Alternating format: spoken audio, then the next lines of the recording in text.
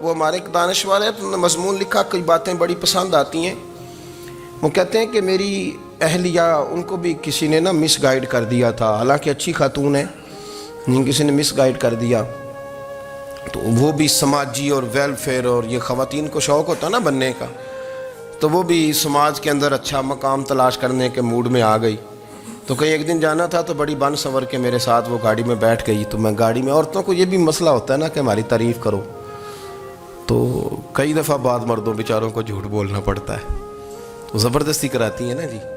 تو اس میں گنجائش بھی دی ہے شریعت نے گنجائش دی ہے کہ کبھی بیوی کو راضی کرنے کے لیے خلاف واقعہ بات کرنی پڑے تو کر لینی چاہیے، تو وہ کراتی بھی ہیں۔ 3 موقع پر خلاف واقعہ بات کرنے کی اجازت ہے، واقعے کے خلاف بھی آپ بات کر سکتے ہیں، جنگ کے موقع پر، 2 لوگوں کو صلح کرانے کے لیے، اور بیوی کو راضی کرنے کے لیے کر لیں کوئی ایسی بات، بے شک اپنی طبیعت پہ جبر کر کے کر لیں، گنجائش ہے، اجازت ہے۔ تو وہ کہتے ہیں جب وہ گاڑی میں میرے ساتھ بیٹھی بن سنور کے، تو وہ تقاضا کرنے لگی کہ میں نے مطلب بڑے اچھے کپڑے پہنے ہیں پر آپ نے توجہ نہیں کرائی۔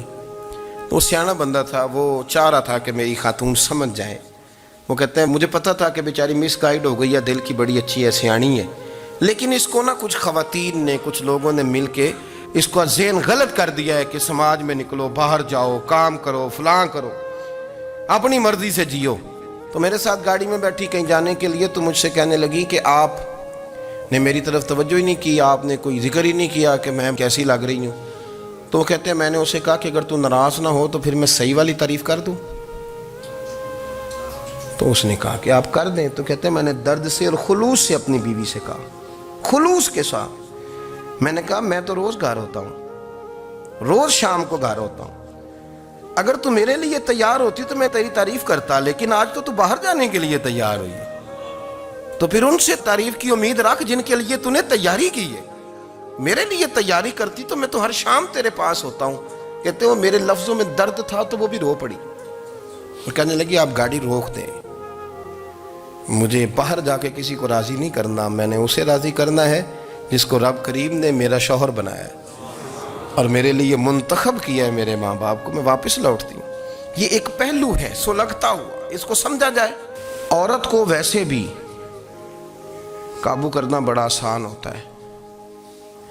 اعلیٰ حضرت بریلوی رحمۃ اللہ علیہ فرماتے ہیں بیٹیاں نازک شیشیاں ہوتی ہیں، ان کو تو ذرا سی چوٹ لگے تو ٹوٹ جاتی ہیں۔ دیکھیں کتنا بڑا جملہ کہا بریلی کے امام، وہ نازک شیشیاں ہیں، ذرا کوئی آدمی گمراہ کرتا ہے، ذرا خراب کرتا ہے۔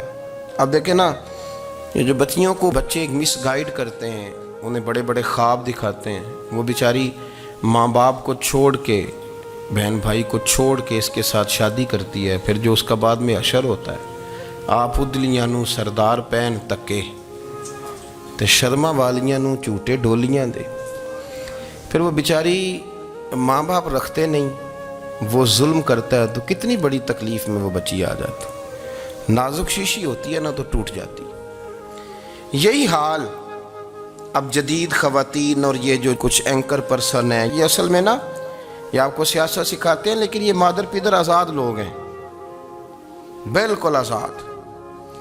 یہ تو علماء شور نہ کریں، بات نہ کریں، گفتگو نہ کریں، مشائخ بات نہ کریں، اور یہ جو کچھ سنجیدہ اور دینی طبقہ ہے یہ کچھ شور نہ کرے، یہ تو روڈوں پہ ننگے ہو کے آ جائیں معاذ اللہ۔ خوفناک نظریہ رکھتے ہیں یہ لوگ۔ عورت کو کہتے ہیں تیرے حقوق ہم تجھے لے کے دیں گے، مثلاً وہ کون سا حق ہے جو تم نے لے کے دینا ہے؟ میرے نبی کریم صلی اللہ علیہ وسلم نے اس کو بیٹی بھی بنایا ہے، اس کو بہن بھی بنایا ہے، اس کو ماں بھی بنایا ہے، اسے بیوی کا عالی شان رتبہ بھی عطا فرمایا ہے۔ اور چونکہ بیٹی کا بھی حق بڑا بیان کیا جاتا ہے، بہن کا بھی، ماں کا بھی، اور بیوی کے معاملے میں لوگ سمجھتے ہیں کہ زیادہ بات نہیں کرنی چاہیے، شاید مسئلہ خراب ہو جائے۔ حالانکہ نبی پاک صلی اللہ تعالیٰ علیہ وسلم نے بیوی کے بارے میں پتہ کیا فرمایا؟ فرمایا جب تم نکاح کر لیتے ہو تو اپنا ایمان محفوظ کر لیتے ہو۔ اب میں اس کی شرح نہیں کرتا، اب خود کر لیجئے گا کہ وہ ایک ایسی شخصیت ہوتی ہے کہ جس کی موجودگی میں آپ کا ایمان محفوظ ہے۔ اب میں نہیں سمجھتا کہ اس سے بڑی بات کوئی اور ہو سکتی ہے، جس کی موجودگی میں آپ کا ایمان، اور بھئی یہ حدیث پاک عرض کر رہا ہوں، نکاح جب کوئی کر لے تو اس نے اپنا ایمان مکمل کر لیا. اس کا معنی یہ ہوا کہ آپ کا ایمان محفوظ ہے اس کی موجودگی میں. تو اس سے زیادہ بھی یعنی ایمان سب سے قیمتی چیز ہے نا, تو اس کے محفوظ ہونے کی وجہ حضور نے نکاح بیان کر دی. اب میرا خیال ہے بی بی اگر کوئی اس سے بڑا حقوق مانگے گی تو بیوقوفی کرے گی. اتنا بڑا درجہ نبی کریم نے اسے عطا کر دیا, اتنا بڑا مقام دے دیا کہ تو خاوند کے ایمان کے محفوظ ہونے کا ذریعہ بن گئی ہے. عورت کو جو حقوق رسول کریم صلی اللہ تعالی علیہ وسلم نے عطا فرمائے, نبی پاک نے جو حقوق دیے.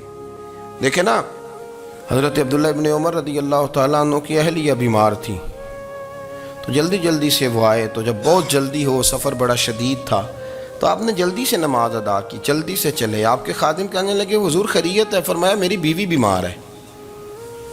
تو اس نے عرض کی حضور آپ کی اہلیہ بیمار ہے. تو آپ نے نماز بھی جلدی سے پڑھی, سفر بھی جلدی جلدی کیا. تو فرمانے لگے یہ وہ چیزیں ہیں جو ہمیں مدینے والے رسول نے سکھائی. آپ اس کیفیات کو سمجھیں کہ حضور صلی اللہ علیہ وسلم نے درس دیا. اور پھر ایک اور بہت بڑی بات, یہ فضیلت کسی اور کو نہیں دی. جو عورت کو حضور نے فضیلت دی, یہ فضیلت کسی اور کو نہیں دی. کبھی حضور نے فرمایا کہ تمہارا ابا تمہارے ساتھ بہت سخت رویہ کرے تو تم نے اس کو اس سختی پر داد دینی ہے. فرمایا چلو اگر وہ زیادتی بھی کرے تو تم نے اس کے ساتھ سلوک اچھا ہی کرنا ہے. لیکن آپ ایک بات کو سمجھے نا کہ بچے کے بارے میں, بیٹے کے بارے میں, بیٹی کے بارے میں فرمایا 10 سال کے ہو کے نماز نہ پڑھیں تو سختی کرو, تمہارا ڈنڈا بھی لٹکنا چاہیے. بہت ساری جگہوں پہ بہت سارے لوگوں کے لیے سختی کا حکم دیا, لیکن عورت کے لیے حضور نے جو جملے کہے, اصل میں ہم سمجھتے ہیں کہ یہ ایک بات ہے, مشہور ہو گئی ہے روایت حدیث, تو بس اس کے پس منظر پر اور جملوں کے حسن پر شاید معاذ اللہ غور کرنے کی ضرورت نہیں. ذرا اس لفظ کی تاثیر پر غور کریں. حضور نے فرمایا عورت ٹیڑھی پسلی سے پیدا کی گئی ہے, یہ ٹیڑھی ہے, اس کو سیدھا کرنے کی کوشش کرو گے تو ٹوٹ جائے گی. تو حضور پھر ہمارے لیے حکم کیا ہے؟ فرمایا جیسی ہے تم اسی کے ساتھ نبھا کرو. آپ سمجھیں کہ اتنا محفوظ حضور نے درجہ دے دیا بی بی کو, اتنا محفوظ کہ فرمایا غلطی بھی ہو تو میرے غلاموں تم اس کے ساتھ نبھا کرو, گزارا کر لو. کو کیا اور حق چاہیے عورت کو, جس کو اس کی غلطیوں سمیت نبی پاک نے قبول کرنے کا حکم دے دی کہ اس کی کمزوریوں سمیت قبول کر لو. اب اس کو اور کیا, کوئی کمزوریوں سمیت قبول کرتا ہے؟ کبھی آپ دکان پہ بیٹھے ہو تو آپ کہیں بھی اس میں یہ بھی غلطی, میرے مال میں یہ بھی کمزوری ہے, یہ بھی کمزوری ہے, یہ بھی کمزوری ہے, تو کر لے قبول. کرتا ہے کوئی؟ کوئی شخص ایسا ہو جو کسی چیز کی کمزوریاں بیان کر کے کہ اسے قبول کرو؟ پر رسول کریم صلی اللہ تعالیٰ علیہ وسلم نے نا ہمیں سبق دیا, حضور نے ہمیں درس دیا, نبی پاک نے ہمیں پیغام دیا. فرمایا یہ ٹیڑھی ہے, سیدھی کرنے کی کوشش کرو گے تو بیچاری ٹوٹ جائے گی, تو اس کے ساتھ نبھا کر جاؤ. آپ میری بات کو سمجھیے گا. چلیں میں اس پر ایک اور بخاری مسلم کی حدیث پڑھتا ہوں. حضرت سلمان فارسی رضی اللہ تعالیٰ عنہ اور حضرت ابو دردہ کے درمیان بھائی چارہ تھا. مکے سے مدینے جب لوگ آئے تو حضور نے بھائی بھائی بنایا تھا. ان کے درمیان بھائی چارہ تھا, تو ابھی پردے کی آیات نازل نہیں ہوئی تھیں, تو لوگ ایک دوسرے کی طرف جاتے تھے. حضرت سلمان فارسی رضی اللہ تعالیٰ عنہ حضرت ابو دردہ رضی اللہ تعالیٰ عنہ کے گھر میں تشریف لے گئے, تو دیکھا کہ ان کی بیوی بڑی غمگین بیٹھی ہیں. تو ہم نے فرمایا بہن کیا ہوا؟ تو کہنے لگی تمہارے بھائی کو دلچسپی کوئی نہیں رہی, ہر روز روزہ رکھ لیتا ہے اور ساری رات نفل پڑھتا ہے. حضرت سلمان فارسی کہنے لگے ٹھیک ہے کر لیتے ہیں بندوبست. نماز دین ہے کہ نہیں؟ دین ہے نا یہ چیزیں. لیکن حضرت سلمان فارسی جناب ابو دردہ سے کہنے لگے آج میں نے تیرے گھر میں رہنا رات کو, کیونکہ وہ تو ساری رات نماز پڑھتے تھے, نفل پڑھتے تھے. انہوں نے کہا ٹھیک ہے. ایک بستر لا کے بچھا دیا حضرت سلمان فارسی کے لیے. سلمان فارسی فرمانے لگے دوسرا بھی لا. کہا وہ کیا کرنا ہے؟ فرمانے لگے تو نے بھی سونا ہے, میں نے بھی سونا ہے, تو نے بھی سونا ہے. عشاء پڑھیں گے اور پھر دونوں سوئیں گے. کہا میں نے تو نماز پڑھنی ہے. فرمایا تہجد کے وقت اٹھ کے پڑھیں گے, اللہ کے رسول بھی رات آخری حصے میں جا کے نماز پڑھتے ہیں. ادھر ساتھ سلا لیا. وہ تھوڑی کو دیر سوئے, اب عادت تھی ساری رات اٹھنے کی, ذرا اٹھنے لگے بستر سے. تو حضرت سلمان فارسی فرمایا چپ کر کے سو جا, وہ بڑی رات پڑی ہوئی, چپ کر کے سو جا. وہ لیٹ گئے, پھر اٹھنے لگے. تو فرمایا سو جا چپ کر کے, بڑا ٹائم ہے. سحری کے وقت اٹھے, نفل پڑھے. ان کا ارادہ تھا روزہ رکھنے کا. تو فرمانے لگے کل رکھا تھا نا, نفلی روزہ جی رکھا تھا، پرسوں بھی رکھا تھا، ترسوں بھی رکھا تھا، فرمایا آج نہیں رکھنا، آج میں تیرا مہمان ہوں، سارا دن کٹھے مل کے روٹیاں کھائیں گے، آج نہیں روزہ رکھنا، سلا دیا۔ اب حضرت ابو درداء رضی اللہ تعالیٰ عنہ کہہ تو کچھ نہ سکے، پر کہنے لگے سلمان تم پتہ تم کیا کر رہے ہو، نہ تم نے مجھے رات اٹھ کے زیادہ نفل پڑھنے دیے، سویرے روزہ نہیں رکھنے دیا۔ تو حضرت سلمان فارسی کہنے لگے کوئی لمبی بات تو نہیں نا، چلتے ہیں نا ابھی فجر میں مسجد نبی میں، تو نبی پاک کو بتاتے ہیں سرکار دو عالم علیہ السلام کی خدمت میں تو اپنی بات کرنا، میں اپنی کروں گا، حضور نتیجے کا اعلان فرما دیں گے، بات طے ہو جائے گی۔ حاضر خدمت ہوئے، عرض کی یا رسول اللہ صلی اللہ تعالیٰ علیہ وسلم یہ ساری رات نفل پڑھتے ہیں، ہر روز روزہ رکھتے ہیں، ان کی اہلیہ غمگین بیٹھی ہیں، حکم فرمائیں۔ تو نبی پاک صلی اللہ علیہ وسلم نے فرمایا پھر ہوا کیا؟ یا رسول اللہ میں نے رات سلایا ہے، سحری میں اٹھایا ہے، سویرے روزہ نہیں رکھنے دیا۔ نبی پاک نے فرمایا سلمان فارسی نے ٹھیک کیا ہے، سلمان فارسی نے ٹھیک کیا۔ پھر حضور نے فرمایا، نبی کریم نے فرمایا ابو درداء تیرے اوپر اگر اللہ کا حق ہے، اس کے رسول کا حق ہے، دین کا حق ہے، تو فرمایا تیری آنکھ کا بھی تیرے اوپر حق ہے، تیرے وجود کا بھی تیرے اوپر حق ہے۔ یہ حضور نے فرمایا تیرے بچوں کا بھی تیرے اوپر حق ہے، تیری بیوی کا بھی تیرے اوپر حق، اس حق کو بھی سمجھے۔ حقوق اللہ بھی ہیں، پر تیری آنکھ کا بھی تیرے اوپر، کیا مانا کہ تیری آنکھ سونا چاہتی ہے تو اسے سلا بھی، تیرے وجود کا بھی تیرے اوپر حق ہے، تو تیرا وجود آرام کرنا چاہتا ہے تو اسے آرام بھی کرا۔ اور پھر وہاں نبی پاک صلی اللہ علیہ وسلم نے فرمایا میں تم سب، سننا یہ لفظ حدیث کے، حضور نے اسی موقع پر فرمایا میں تم سب سے زیادہ اپنے رب کو جانتا ہوں اور میں تم سب سے بڑھ کر اپنے رب سے ڈرتا ہوں۔ حضور فرمانے لگے میں روزہ بھی رکھتا ہوں، افطار بھی کرتا ہوں، یعنی کبھی رکھتا ہوں اور کبھی نہیں رکھتا۔ فرمایا میں نفل بھی پڑھتا ہوں اور اپنی بیویوں کو وقت بھی دیتا ہوں۔ سرکار مسجد میں بھی آتے تھے، نواسوں کے ساتھ کھیلا بھی کرتے، ان کے ساتھ پیار بھی کرتے۔ تو اتنے بڑے حقوق حضور نے بیان فرمائے عورتوں کے کہ تمہاری بیوی کا بھی تمہارے اوپر۔ لو ایک حدیث بخاری کی اور یہاں بیان کر دیتا ہوں۔ ایک شخص نے آ کے عرض کی یا رسول اللہ صلی اللہ تعالیٰ علیہ وسلم جہاد کے لیے تیاری ہو گئی ہے، صفیں بن رہی ہیں، مجاہدین کی تیاری ہے، تو میرا بھی نام لکھ دیا گیا ہے مجاہدوں کی لسٹ میں، لیکن یا رسول اللہ صلی اللہ تعالیٰ علیہ وسلم میری بیوی نے حج کی تیاری کر لی ہے اور میرے دوستوں نے، صحابہ نے میرا نام مجاہدین کی لسٹ میں لکھ دیا، تو میرے لیے کیا حکم ہے؟ یہ بخاری مسلم ہے۔ تو نبی پاک صلی اللہ تعالیٰ علیہ وسلم نے فرمایا جہاد پہ کوئی اور چلا جائے گا تو بیوی کے ساتھ حج کرنے جا، اسے محرم کی ضرورت ہے، وہ تیرے بغیر کیسے جائے گی؟ مجاہدین کو تو اور مجاہد مل جائے گا، پر تو اپنی بیوی کے ساتھ جانا۔ نبی پاک صلی اللہ علیہ وسلم نے مرد کو محافظ بنایا ہے، عورت کو مرد کا قیدی نہیں بنایا، بلکہ عورت کو حفاظت عطا کی اور مرد کو اس کا محافظ بنایا۔ اب بچیاں آزاد ہونا چاہتی ہیں، اور آزادی بھی وہ والی کہ جو بنیادی طور پر آزادی نہیں، فحاشی ہے۔ میں نے بہت پہلے کہا ہے کہ اسلام بیٹیوں کو قیمتی سمجھتا ہے۔ جس بندے کے پاس 20 تولے سونا ہو وہ چوک میں لے کے نہیں آتا، وہ قیمتی چیز ہے، اس نے چھپا کے رکھی ہوتی ہے۔ تو جو نبی پاک صلی اللہ علیہ وسلم کا کلمہ پڑھنے والے بیویاں، اسلام انہیں قیمتی سمجھتا ہے، کہتا ہے کہ تم قیمتی ہو لہذا گھر کے اندر رہو، تم باہر نہ ہو۔ لیکن عورتیں ہیں کہ ان کو بلا وجہ لوگ خراب کر دیتے ہیں اور بلا وجہ وہ اس مغالطے کا شکار ہو جاتی ہیں۔ اب آگے بڑھتے ہیں۔ قرآن مجید نے سورہ نور کی آیت نمبر 30 میں کہا کہ کل للمؤمنین یغضوا من ابصارہم، فرمایا کہ اے محبوب علیہ السلام مومن مردوں سے کہہ دو کہ اپنی نظریں جھکا کے رکھیں، اپنی نظریں۔ اور اگلی آیت میں فرمایا وَقُلْ لِلْمُؤْمِنَاتِ یغضضن من ابصارہن، فرمایا کہ اے محبوب مومن عورتوں سے بھی کہہ دو کہ اپنی نظریں جھکا۔ مرد بھی اپنی نظر جھکا کے رکھے گا عورت کی طرف، لیکن یہ ساری پابندی صرف مرد پر نہیں، عورت بھی غیر محرم کا چہرہ نہیں دیکھے گی، اس پر بھی اسی طرح نظر جھکانے کا حکم ہے جس طرح کہ وہ ہر دکاندار کو بھائی جان کہہ کے گفتگو کرنے کی اس کو بھی اجازت نہیں ہے کہ وہ سمجھے کہ پابندی تو مرد نے کرنی تھی، میں نے تھوڑی کرنی تھی۔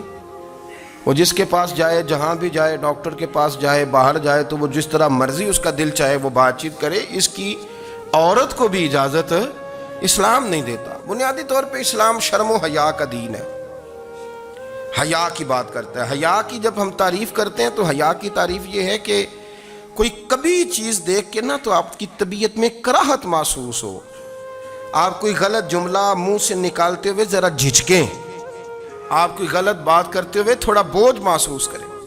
ہمارے ہاں تیزی سے فروغ پایا ہے بے حیائی نے۔ سنگیوں کی محفلیں، یاروں کی محفلیں، اس میں غلیظ گفتگو ہوتی ہے الا ماشاء۔ جن دوستوں کو بڑی پاک صاف گفتگو کرنی چاہیے، دوستی کا رشتہ بڑا مقدس رشتہ ہے، جو یہاں ایک دوسرے سے پیار کریں گے جنت میں بھی اکٹھے داخل کیے جائیں گے۔ شرط یہ ہے کہ پیار اللہ رسول کی رضا کے لیے ہو، لیکن اس کے اندر اگر آپ کی گفتگو کچی ہو، کمزور ہو، فحاشی والی ہو، عریانی والی ہو، وہ ہمارے ہاں تو اب اس کو لوگ فیشن سمجھتے ہیں، اس کو مردانگی کی علامت سمجھتے ہیں کہ وہ جی ساری باتیں جی وہاں ہو گئیں، اور جس کا جو جی چاہا اس نے کہا۔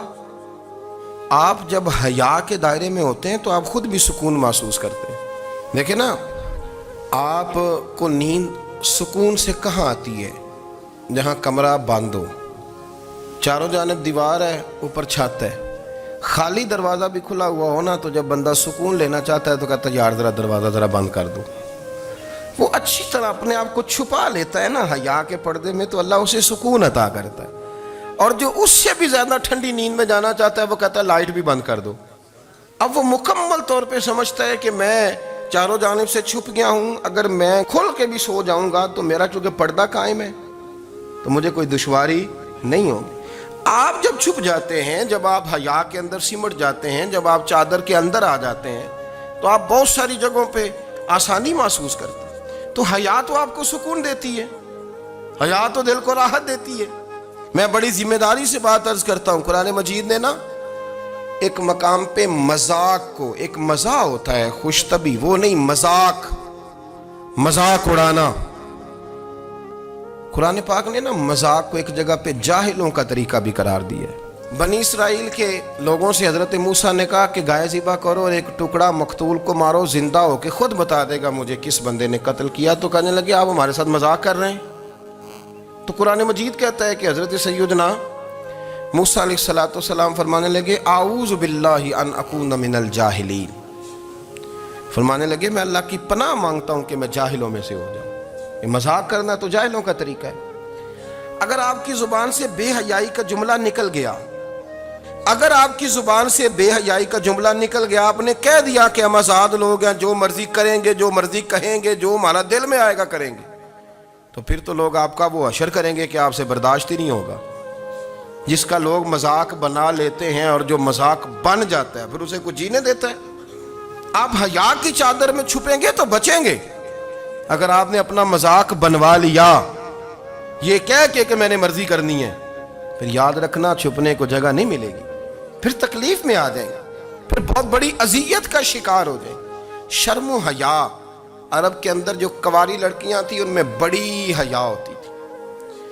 الحمدللہ میں بڑے فخر سے کہتا ہوں کہ میرے پنجاب کی، میرے پاکستان کی بیٹیاں بھی 20 دفعہ ان کا ابا کہے تیری شادی کرنی ہے تو وہ آنکھ نہیں اٹھا پاتی آج بھی۔ یہ تو وہ چند لوگ ہیں جو کہتے ہیں ہم ہائی کلاس ہو گئے، ہمیں نہیں پتا کہ وہ روشن خیال ہو گئے ہیں کہ روغن خیال ہو گئے، پتہ نہیں کدھر چلے گئے۔ ورنہ ہماری بیٹیاں آج بھی جب ان سے ان کا باپ، ان کی ماں بات کرتی ہے تیری شادی کی، تو وہ تو شرم کے ساتھ پچھلے سے پچھلے کمرے میں چھپتی ہیں۔ یہ اللہ نے فضل کیا ہوا ہے اس ملت پر۔ تو عرب کی لڑکی بڑی حیا والی ہوتی تھی، اس سے کوئی بات کرنی پڑتی تھی تو 20 دفعہ بات کی جاتی، پھر بھی وہ عورت چھپتی پھرتی تھی۔ حضرت عائشہ صدیقہ رضی اللہ تعالیٰ عنہ فرمانے لگیں میرے نبی پاک صلی اللہ علیہ وسلم عرب کی کنواری لڑکیوں سے بھی زیادہ حیا کرنے والے۔